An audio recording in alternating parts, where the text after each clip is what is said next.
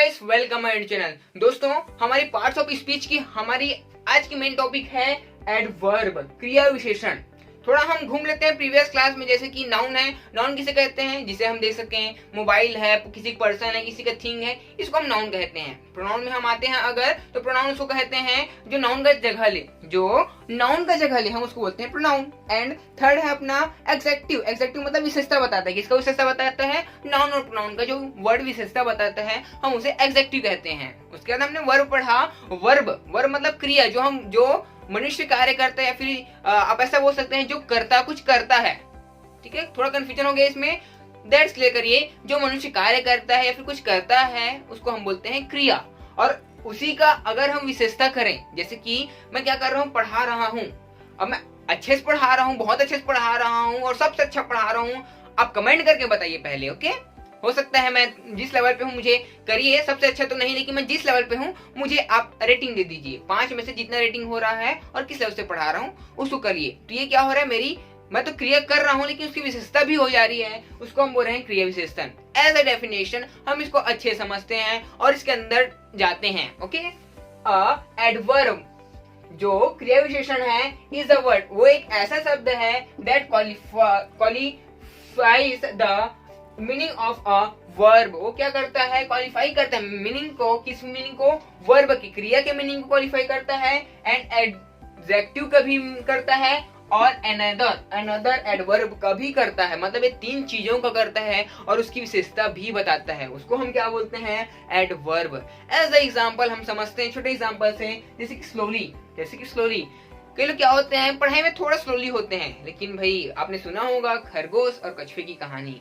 निरंतर अभ्यास करते जाइए। आपके पास अभी भी, अगर आप कॉलेज में हैं या फिर आप स्कूल के लास्ट साइड भी हैं, अगर आप इंग्लिश पर फोकस देते हैं तो इट्स माय गारंटी आप स्लोली करेंगे, तब भी बहुत ही अच्छा आपका प्रोग्रेस होगा। इसके बाद हम देखते हैं ब्यूटीफुली। ये भी खूबसूरती के बारे में बताया जा रहा है कि वो बहुत ही खूबसूरत है, ऐसे। ओके, लाउडली है, ये सब बहुत ही इजी है। इसको हम जैसे टाइप्स में आएंगे, इट्स वेरी इजी। इसके बाद हम देखते हैं एग्जांपल में, एक बहुत ही अच्छा एग्जांपल मैंने दिया है आपके लिए। The girl dance so nicely. समझिएगा my dear friends, girl dance करती है, ये क्या है? एक क्रिया है। अब ये लिखा है गर्ल्स डांस करती है सो नाइसली। क्या जो गर्ल्स ऐसे टिचिक टिचिक नाच के डांस करती है, वो कैसे करती? बहुत ही अच्छे तरीके से कर रही है, उसको हम बोलेंगे the girl dance so nicely. जैसे कि मैं पढ़ा रहा हूँ, कैसे पढ़ा रहा हूँ, या फिर आप पढ़ रहे हैं सो नाइसली, बहुत ही अच्छे तरीके से आप पढ़ रहे हैं। ओके, और आप कमेंट भी कर रहे हैं, मुझे पता चल जा रहा है। ठीक है, और एक एग्जाम्पल है यू ड्राइव केयरफुली। ठीक है, मोहन इज वेरी बोल्ड। ऐसा example is very easy examples. And after that हम पढ़ते हैं इसके टाइप्स में। अब जैसे ही जाएंगे, जैसा मैं आपको बताता हूँ, जैसे कि समझिएगा, मैंने इसका शॉर्ट फॉर्म हमेशा लिखवाता हूँ, चाहे प्रोनाउन हो, नाउन हो, किसी भी चीज का हो, तो बहुत ही इजी क्लासिफाई हो जाता है। जैसे कि देखिए, TFP DMARIR, इससे देखिएगा आपको सटासट हो जाएगा। जैसे कि मुझे पता है टी से टाइम हो जाता है, और एफ से फ्रीक्वेंसी हो जाता है, पी से प्लेस हो जाता है, डी से डेमोन्स्ट्रेटिव हो सकता है, ऐसा। दैट्स क्लियर है, मतलब मैं इसको बना लिया, 2 दिन में पढ़ लिया, तो मुझे क्या हो गया? एडवर्ब का बहुत ही तगड़ी तरीके से नॉलेज हो गया। आई होप आपको भी इतना नॉलेज हो गया होगा। Click and screenshot. फिर बढ़ते हैं हम इसे टाइप्स में, इसके एग्जांपल्स भी पढ़ेंगे। मेरे शॉर्टकट का TFP क्या कहता है आपको समझना है? एडवर्ब ऑफ टाइम कहता है टी से। F फ्रीक्वेंसी कहता है। एंड P प्लेस कहता है। दैट्स क्लियर, जैसा नाम वैसा काम। ठीक है, जैसा नाम वैसा काम। फर्स्ट नाम क्या है इसका? टाइम है, तो क्या करेगा वो? टाइम बताएगा। कैसे टाइम बताएगा हम देखते हैं। इसकी tomorrow, today, that day, this day, और previous day, that's, yesterday, that's clear है। से यस टाइप कर दीजिए, यस, हमें क्लियर है। एग्जांपल लिख लेते हैं हम, जैसे I will go to school tomorrow. That's clear. यहाँ पास क्या है? जो टुमारो है वो क्या है? तो है एडवर्ब ऑफ टाइम है। ओके, आई होप आपको क्लियर भी हुआ होगा। यहाँ पास मैं टाइम को सही कर देता हूँ। इसके बाद नेक्स्ट है he went to Delhi yesterday. वो बीते हुए कल को दिल्ली गया, वह कल दिल्ली गया, ऐसे बोल सकते हैं। अब आता है फ्रीक्वेंसी अगर मतलब नहीं पता है तो आप समझ लीजिए, फ्रीक्वेंसी मतलब होता है आवृत्ति, और एडवर्ब ऑफ फ्रीक्वेंसी मतलब आवृत्तिवाचक क्रिया विशेषण। थोड़ा टफ लगता है लेकिन है नहीं जी। एज एग्जाम्पल जैसे कि फ्रीक्वेंसी मतलब आवृत्ति 1 times 2 times 3 times 4 times 100 times revision करिए आप हजारों टाइम्स। ओके कैसा लगा, सुटेबल हुआ कि नहीं ये मेरा? Okay once twice always daily, once twice always daily, daily practice करिए my dear friends, daily practice करिए। Okay as example I have always, यहाँ पास क्या है जो ऑलवेज है वो क्या है भाई? एडवर्ब ऑफ फ्रीक्वेंसी है जी। Okay I have always helped you, मैं हमेशा आपकी मदद करता हूँ कि नहीं बताइए? मैं आपकी मदद कर रहा हूँ कि नहीं और करता हूँ कि नहीं ये बताइए। अगर किसी भी चीज में आप नेगेटिव होते हैं मैं पॉजिटिव करता हूँ कि नहीं? से यस करता हूँ कि नहीं? इसके बताया you work daily is shop, ये इज नहीं है यहाँ पर इन शॉप होगा, ठीक है? You work daily in shop. Okay तुम इस शॉप में हर दिन काम करते हो, दैट्स क्लियर। इसके बाद हम आते हैं एडवर्ब ऑफ प्लेस। अब क्या बताएगा जी? ये क्या बताएगा कि उसके विषय प्लेस के बारे में बताएगा, उसकी विशेषता बता देगा। देयर है, एवरीवेयर है, अप डाउन इन ऑन, ऐसा उसके बारे में प्लेस के बारे में बताएगा। सो इजी, ठीक है? प्लीज कम हर, कृपया यहाँ आ जाइए, दैट्स क्लियर। गो देयर मतलब यहाँ पर हर, देयर, फॉर, दूर, यहाँ पर जो बताया जा रहा है किसके प्लेस के बारे में बताया जा रहा है, तो adverb of place, that's clear. अगर कहीं फाइंड आउट करने आता है एडवर्ब ऑफ प्लेस तो ये बहुत ही इजी है और इसमें डिफरेंस नहीं क्रिएट होता है, ये एक ही है जो प्रोनाउन में नहीं आता है, तो इट्स वेरी इजी। इसे बेस पर भी क्वेश्चन पूछे जाते हैं, रेलवे एग्जाम एनएससी में बहुत सारे क्वेश्चन पूछे जाते हैं, सो वेरी इजी। अब हम चलते हैं अपने नेक्स्ट टॉपिक पर। इसके बाद अपने हैं दोस्तों DMA। DMA से कोई ध्यान रखना है, D से डिग्री और क्वांटिटी भी कर दीजिए यहाँ पर, M से मैनर कर दीजिए और A से अफर्मेशन एंड नेगेशन। अफर्मेशन को आप ध्यान में रखिएगा कि पॉजिटिव या फिर नेगेटिव, इसको आप ऐसा बेस पर कर सकते हैं। सो चलिए हम शुरुआत करते हैं इसको अच्छे से समझने की। तो सबसे पहला बोलता है डिग्री। डिग्री मतलब उसकी अवस्था बताता है, किस बेस पर है, किस बेस पर खड़ा है, क्या आप अच्छे हैं क्या बुरे हैं, ठीक है? ऐसा कुछ बताएगा, इसमें परिणाम बताता है।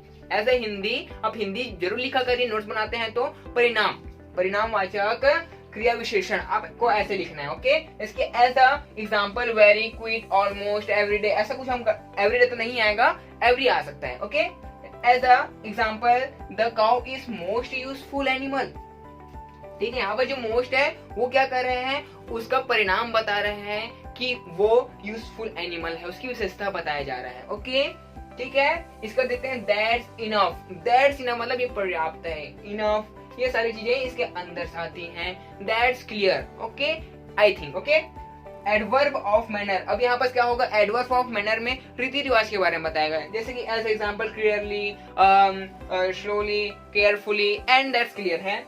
As example she sings beautifully, she sings beautifully, भाई गा तो रही है लेकिन बहुत अच्छे से गा रही है, ऐसा क्रिया विशेषण। आपको क्लियर है।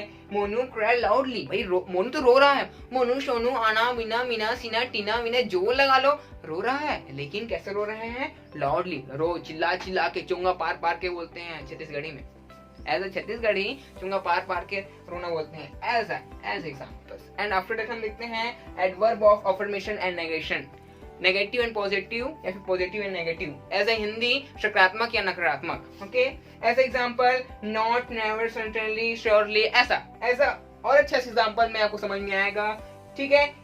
इज ए मिस्टेकन, इसने एक गलती किया, श्योरली, क्या तुम श्योर हो, भाई वो मिस्टेक किया, क्या तुम श्योर हो? ऐसे कोई टीचर जो है जिसमें एज ए टीचर आपको पता चला कि वो गलती की है या फिर गलती किया है, आपने मुझे बताया एंड मैंने पूछा आपसे is he mistaken, श्योरली, तो आप भी आश्चर्य हो गए, उसके बाद बोलोगे यस या फिर यार नो, दैट्स क्लियर। इसके बाद हम देखते हैं एक अच्छा question, are you well, are you well, yes आप बोलोगे अगर अच्छे हो तो यस आई एम, या फिर नो आई एम, ऐसे आप बोलेंगे, दैट्स क्लियर। यहाँ तक इसमें क्या हो रहा है, अफर्मेशन सकारात्मक नकारात्मक बताया जा रहा है, भाई है तो कैसा है उसके बारे में विशेषता ही बताया जा रहा है, इसमें भी वैसे ही है, रीति तो है लेकिन उसमें विशेषता क्या है, लाउडली है, देखिएगा इसमें क्या है, परिणाम तो है लेकिन उसका परिणाम कैसा है, मोस्टली है, ऐसा बताया जा रहा है। इसके बाद अपना आता है नेक्स्ट पॉइंट, आर कहता है, आर से रीजन, आई से इंट्रोगेटिव और आर से रिलेशन। नाम से ही स्पष्ट है, अगर रीजन है तो कारण होगा, अब कारण कैसे होगा, ऐसे एग्जांपल इसलिए या फिर शो और बिकॉज, क्योंकि मतलब कारण बताया जा रहा है, समथिंग में एज एग्जांपल मैं देना चाहूंगा, आप इस वीडियो को देख रहे हैं क्योंकि आपको ज्ञान लेना है, दैट्स क्लियर। ऐसे एग्जांपल हम देखते हैं, हैंस, देयरफॉर, दोस, ऐसे एग्जांपल। ओके, और एग्जांपल देते हैं हम अच्छे से, समझ में आएगा। सी हैज लॉस्ट हर मोबाइल, वह जो है अपना मोबाइल खो दी। देयरफॉर सी इज सैड, इसलिए वह दुखी हो गई, ऐसा है, ठीक है। सी स्पोक स्लोली, वह धीरे बोल रही है। सो आई कुडंट हियर हर, इसलिए मैं उसे नहीं सुन पा रहा। भाई वो स्लो बोल रही है तो मैं नहीं सुन पा रहा हूँ, ऐसा है। इसके बाद अपना इंट्रोगेटिव, क्या है अपना इंट्रोगेटिव। ये 7th नंबर का चल रहा है, ये 6 नंबर का है, सॉरी ये 7th का है, ये 8 का है, ये 9th का है। ओके, आपको हमेशा ध्यान रखना है कि 9 टाइप्स होते हैं इसके एडवर्ब की, दैट्स क्लियर। इंट्रोगेटिव एडवर्ब अब क्या होगा कि क्रिया का विशेषता भी बताएगा और वो क्या होगा, इंट्रोगेटिव पर्पस पर होगा। अब इंट्रोगेटिव कैसे होता है, या तो WH फैमिली होगा या तो हाउ से शुरुआत होगा। ऐसा एग्जांपल हम देखते हैं, WH और ये हाउ है। ओके, लास्ट में question mark is very compulsory, आपको समझना है।